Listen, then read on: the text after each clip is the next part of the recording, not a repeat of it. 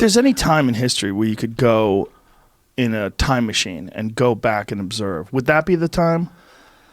I am just completely fascinated by the Ice Age at the moment. If you had one shot to go back and see what it was like in some place, you wouldn't go to the construction of the Great Pyramids? I think right now where I'd go is 12,800 years ago in the beginning of the Younger Dryas. Just to see. Because I think that's where the whole human story changes. I think that's where we change tracks from one path to another path. And following those cataclysmic events of the Younger Dryas between 12,800 and 11,600 years ago, following those, the signs of civilization that we see emerging are not the beginnings of civilization. They're a restarting of civilization that had existed before the cataclysm. And for that reason, I would like to be present during that cataclysmic event, if only to satisfy myself that it was indeed a comet. You see, the one thing there's no dispute about anymore is that the Younger Dryas was a cataclysm. You can't argue about that. The megafauna that die off, the disruption of human activity that takes place at that time, the huge climate changes. This was a cataclysm by any standards. Where the argument still goes on is what caused the cataclysm. I vote strongly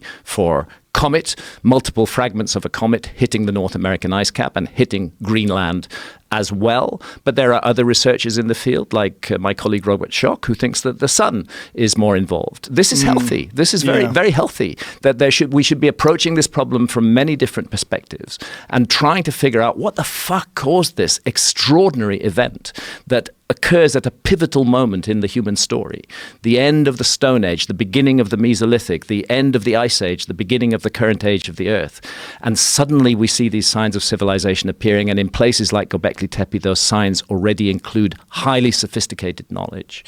And that's why I feel we really need to investigate the Amazon. There are 3 places in the world which are really lacking in the investigation right now. One of them is the Amazon, 5.5 million square kilometers, very little archaeology done. Another is the Sahara Desert.